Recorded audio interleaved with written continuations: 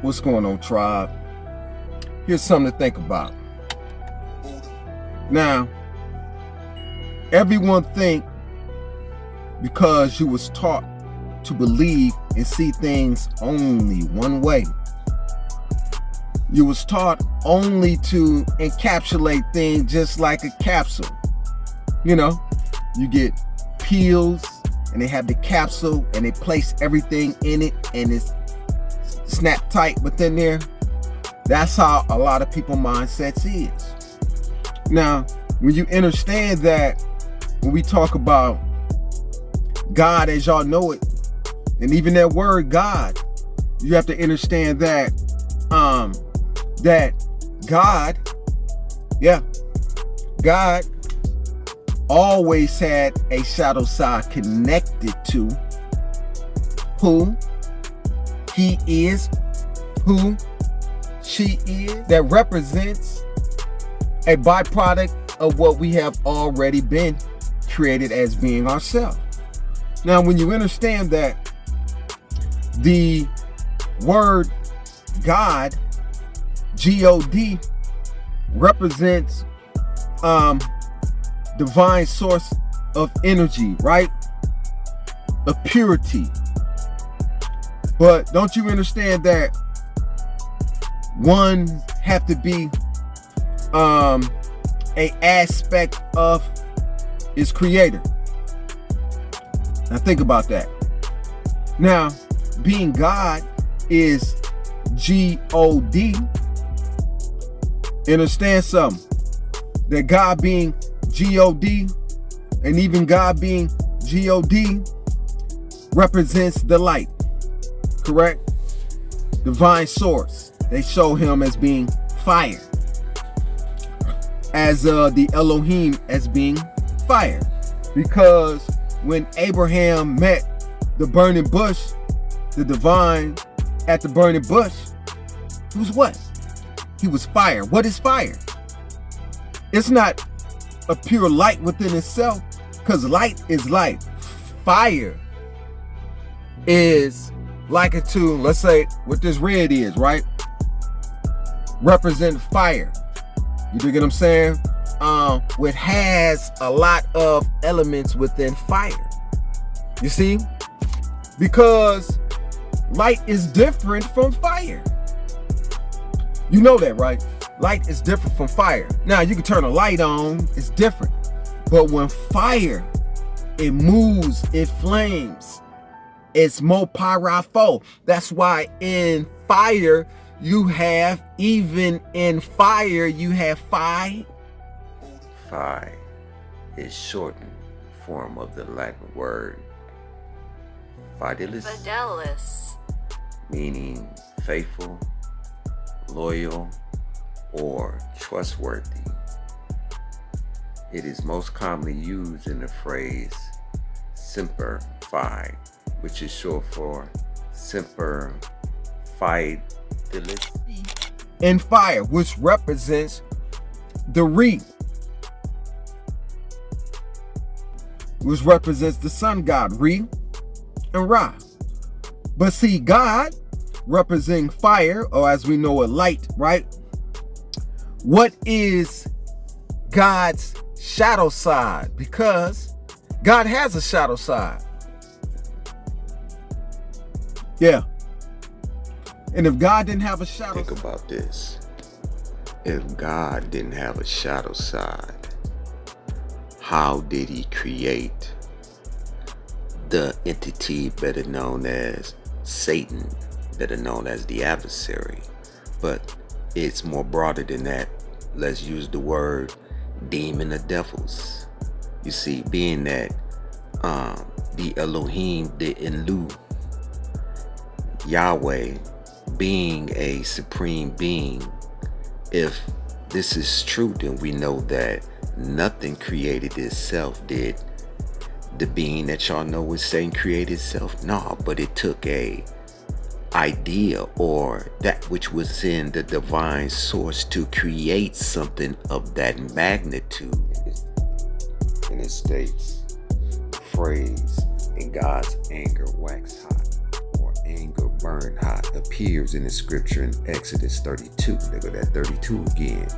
It describes God's righteous anger against the Israelites for creating and worshiping the golden calf while Moses was on Mount Sinai. Phrase wax hot is often replaced in modern translation with words like burn and blaze or fierce and anger. So what did that tell you? The firstborn of Egypt. The Lord struck down all the firstborn in Egypt, from the Pharaoh's son to the captive sons. The census of the plague, God sent a pestilence that killed 70,000 men in Israel. Sodom and Gomorrah, God destroyed these cities with fire and brimstone. The rebellion of Korah, fire and plague killed 14,700 people after the rebellion of Korah. At the camp, the angel of the Lord struck down 185,000 soldiers in one night. You get the message. From him being a creator to create a aspect of what was already inside of him first.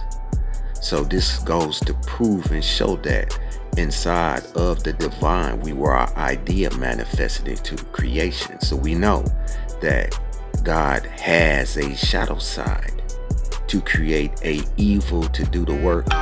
Why did the God that you know it in the biblical text, why did he say, I'm sorry for flooding the world, that to show that I would never do it again, that I will create a rainbow to represent a covenant. He'll never flood the earth again. The rainbow represents the elements of what dark is. Because in black, a solar powered panel represents the energy of the all, like it to fire. The aspect, the other half of water, is the embodiment of its breaking down essence of its polarity, because all a rainbow is melon. All a rainbow is really dark matter. Because if you notice that we see a spectrum, when they show, Google, look, research it. When they show black, they show the panel, how within that panel represents the rays of the light. So the aspect of water from flooding, the rainbow represents the fire, the dark. You see, the water represents purity. We're going to use something you understand, white and dark. That rainbow, you see, even in the byproduct of the divine source anger is letting it be known, I won't do it again, but this is my aspect, this is my element. The rainbow as a seal of covenant. Understand something. The word God, G-O-D, represents the halo within himself, the energy within itself, the ring within oneself. The G represents the hidden G, the G, which has this connection to the letter G in the mysteries of geometry, particularly within the context of Freemasonry, and sacred geometry represents geometry, often symbolism, often synonymous with God or the great architect of the universe. God represents the grand architect of the universe. Gnostic, gematria. Esoteric, when a lot of people use the divine source, some would say the G. But understand something. Inside of that word, God represents the light, represents G, and then the D represents the dog aspect of Anubis. Yeah. God being fire, representing light. The other aspect of God being the dog, which represents 21 equal 3 in the alphabet. It's code. The God of the underworld, the combination of light and death, the polarities of the ones being the same, both being the same, the light and the dark representing the same. Because if you understand that God, as that word that you know it, the Elu can be as a protecting divine guardian, as we know our gods to be. Guardian, protectors, confidant, counselors, all that and much more. But do not think that God is just pure light. That's where you got it messed up at. Even in one's hands, our hands represents the hands was created from the divine. These hands also has a dark side to it. Our hands also have a dark side to it. This is why if you understand, these hands represent light and dark, just as your phallus for men, and even also had that connection to women that I'm finna break down, that the vajayjay represents the portal of life, light. How is the word vagina spelled? Understand this. This is very important because the power of life and how the importance of the word vagina has its connection to the word again.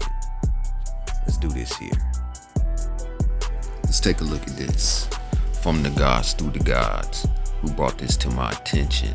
But you will see that the letters that's in again is also the same letter that's in vagina, because again life comes through this portal. And again we understand that this word is parafo, because in the word vagina is the word jinn. If you understand, let me help you to see something, because this information was given to me telepathically from the gods. So let's use this color, right? All right, to help you to see that the A. Let's connect that A. Let's connect this A. Let's connect this G. Let's connect this I, and let's connect this N. And we'll see that the embodiment of the word again is what the vajayjay has, this powerful essence of the word 5 letters inside of vagina. Now understand something, that the V by itself represents 22, right? And we understand that there's 5 letters inside of moving the V from vagina. We have 5 letters, and then the word again is 5 letters. Now let's understand that also V is the letter for 5 in the Roman numeral. Yeah. So the power of, do this here, that the power of vajayjay is 5. We'll show you the embodiment of the divine, because we know that 10 is a divine number within itself, because let's do this here, that connects to each other. You see, 5 and 5 represents 10. I don't want it to get messy, but we see 1 in the cipher. because the one represent that which a woman has between her legs, which is, this is for educational purposes only. The one represents when a woman stands up erect, she has that one slit, you see? And also the circle represents the phallus entering into the slit of space, and vice versa. The one represents the phallus entering to the vortex of life within the woman, you see? Now I did say that inside of her has the word jinn, you see? Now, men can become drunk within a woman because there's powerful energy within a woman with JJ, you see? And how powerful that word is, it even has the protectors of 1 and 1 next to the jinn when you're talking about higher science, because A represents the first letter in the alphabet. So you have 1 and 1. We have the master number 11 with the word jinn inside of the vajayjay. I can make this up, but we have to understand that they work together because the V is nothing more than what a pyramid is, the embodiment, but it represents of the divine essence of the divine source, the netaru, you see? Because even in the letter V of Roman numeral represent what? 5, 6, 7, 8, 9, 10. It goes back to 10 again because we count on the letters. Let's count that. Since the Roman numeral for V is 5, right? So we say 5, 6, 7, 8, 9, 10. They go back to me showing you that 10 again. Okay? Let's remove that out the way and let's do something else, right? Let's do this here. All right. Now, 22 is what V is in the alphabet. So we say 22. And we have 5 letters within 22, right? 1, 2, 3, 4, 5. So we have the powerful number of 27. 7 is a divine number. 2 represent the embodiment of the Alpha and Omega, the beginning and the end, which gives forth the power of 27, gives power to the number 9. 9 represents the Alpha and Omega because 9 bows itself, right? Bows when it gets to the end. From 1 to 9, the head bows. And it also gives birth to life. You see? You see the circle on the 9 because a woman gives birth to within that sacred area that we call the vajayjay. The pen is the man phallus represent that which give forth life, that which push forth life. But going out the back door of what's on all, listen, what's on all men and women, you all have a anus. A anus. The anus is the polarity of dark. The light that goes in and it comes out the dark. I did a breakdown of this, but this is a recap because you have to understand something. That even in the word anus, spell it backwards, you get sun A. S-U-N-A. S-U-N-A. Sun and then A. The dark sun. So, the byproduct of our creation, we consume and we let out. The divine gives us life and also, listen, gives us life, but can also what? Take us out. The light and the dark. The polarities of that which is inside of us. It's inside of us. Light and dark, and it's which these hands. We talk about angels. Listen, deviate for a minute because you have to understand. The angels are saying, oh no, we're too pure, we're too light. We can't protect, we can't kill evil. Ain't that what Kali do? What do you think angels do? Do you think angels just saying, oh, we're just using prods, we're just using brooms to get evil at bay? From your word, from what a lot of y'all understand, that the angels represents the warriors of the divine. It's the light that also do the dirt. Don't take my word for it. So in the Quran, when Cathar, the green man, was trying to teach, who was it? Can't remember right now, but he was trying to teach, I want to say it was Abraham. He was trying to teach one of the servants of the Most High a lesson about the divine wisdom of the Most High. And he said, oh, I promise you, I won't interfere. But he did it. He did anyway. Now, Cathar being the green man. Now, a lot of people say that they don't believe that the angels are real angels, or aliens, I should say. They believe that aliens is nothing more than fallen angels. Well, in the Quran, this fallen angel, as you want to call it, is green. Extraterrestrial. So listen, for one's the thing of fallen angels, that there's just only one creation. That creation is just angels. That's a limited mindset, because a creator gonna create just more. There's different bees, there's different ants, there's different birds, there's different planets.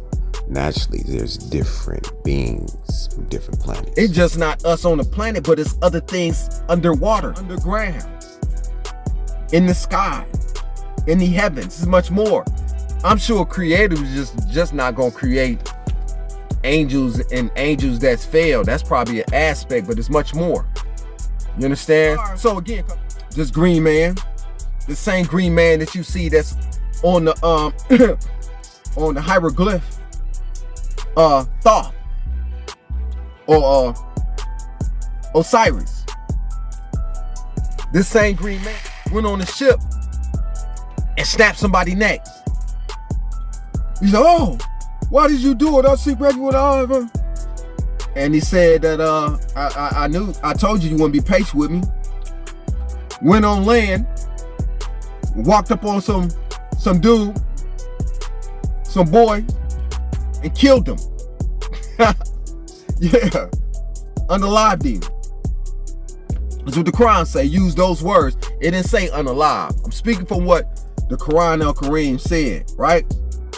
And then when there was like a tower or something tilted over, he tilted the other way so it could fall over on the house. But listen, to see divine wisdom is, he said that the angels went up on the ship because the enemies was going to get control of the ship and use that ship to kill Muslim people, or Islamic people, or believers.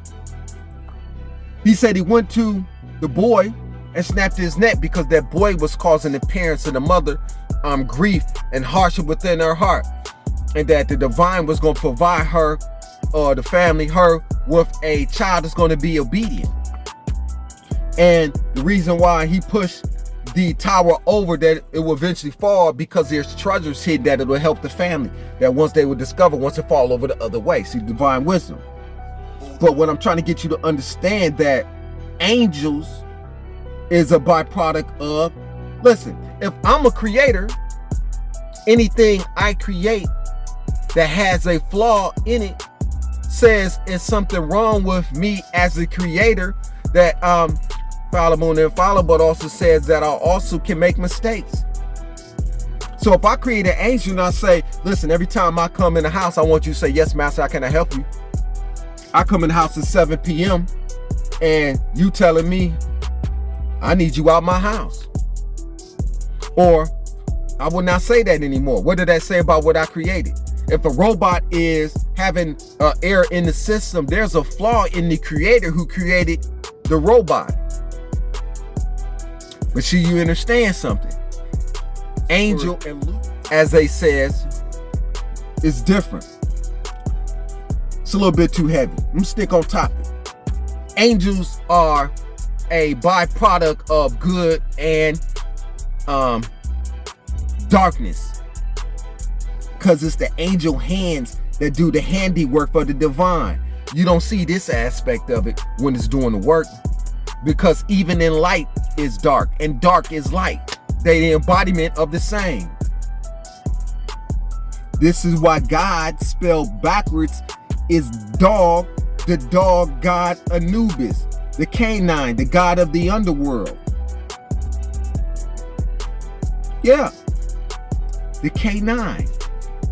See, God is 15. Listen, God is 15. The circle represents 15. The 15th letter in the what? In the alphabet. 15 plus 7 is what? 15, 16, 17, 18, 19, 20, 21, 22. So even in God's name, it say go. Go deep. Go deep. Go deep. Go deep. Listen. G is 7. And even in the divine name, listen, even in the divine name gives the power of 13. The first 2 letters in God's name is 13. Yeah. Because 15, 1 and 5 is 6. Understand something? The first letter in God's name is 7. 7 and 6 gives you 13. 13, 1 and 3 gives you 4. So even in the divine name is Para 4. And then you have the end of his name is D. So even 4 and 4 represents the power of 8. Did I lose you? Rewind and really pay attention to what's being said. God also represents the god Anubis. God is light and dark. God can punish you in good as you know it, which represents the heavenly within oneself and the lower nods of oneself. But at the same time, it's pretty much saying that he is the God of life and death. Oh, wait. People, I want to speak on this because there's a lot of people talking about that the divine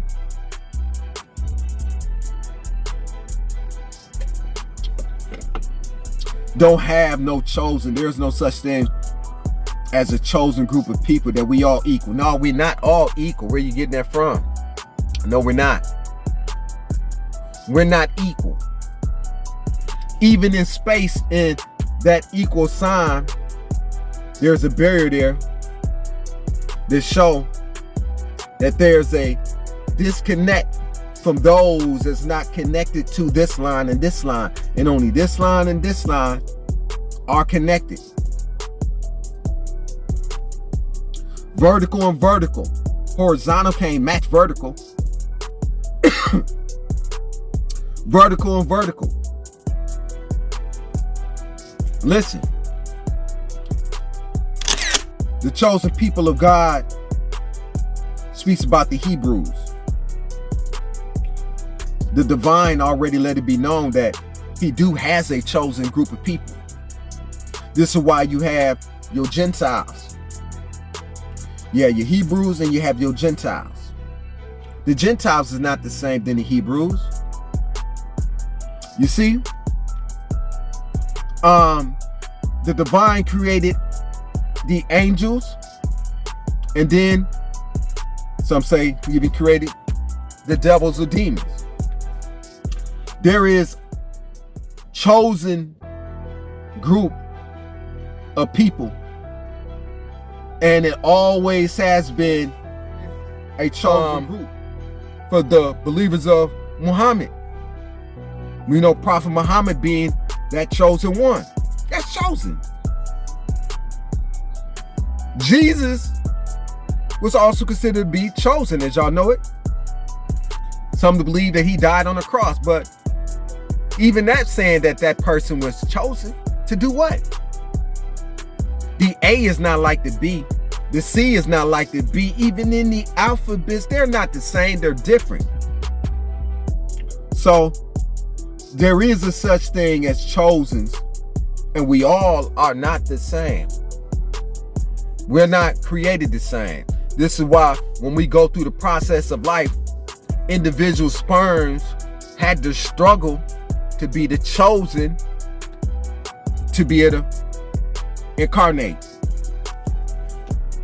So study more.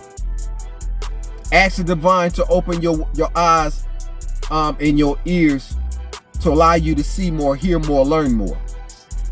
1.